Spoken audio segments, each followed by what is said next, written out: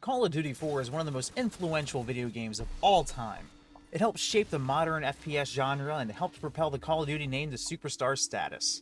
But how does a game that was released in 2007 faring on the PS3 almost 15 years later? I'm lulzPIE, and I'm here to answer that question for you. Logging on to COD 4 and hearing that menu music is such a freaking nostalgia trip. Now, unlike some of the other older entries, COD 4 doesn't show an active player count. Obviously, most players will be in Team Deathmatch.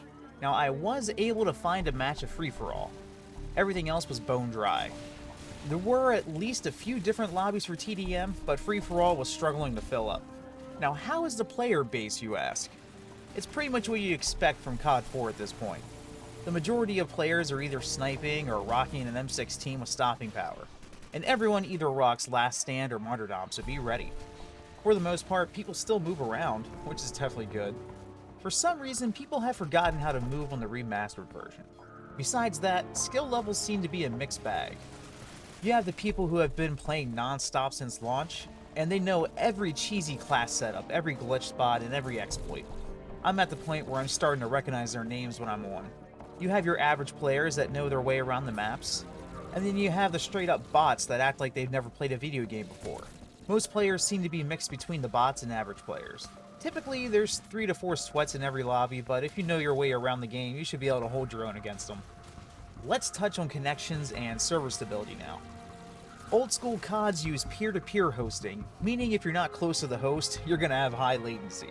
From what I've noticed, and this is just my own personal experience, there's a large chunk of players from South America. I get tons of comments on my COD 4 content from people saying they're from Brazil. So that means I have very bad latency anytime I play. So one way or another, lobbies are usually a mixed bag of latency bars. Modders, something I know most of you are probably wondering about. Yes, modders exist. It is an older game after all. Thankfully, they don't seem to be very common on here anymore. Though my first match on was a team deathmatch lobby modded into Search and Destroy.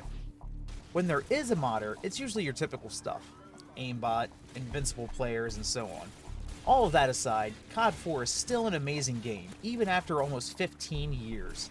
It earns a yellow on my scale mostly because of the dwindling player count, occasional modder, and varying latency bars. That being said, it's only a matter of time before either Sony shuts down online play or Activision pulls the plug on the servers. If you can snag it for cheap, or if you already have it, pop it in for old time's sake. You never know when it'll be your last time playing. Thanks for watching, everyone. I'll be covering most of the older Call of Duty games and possibly some other games once I'm done with those.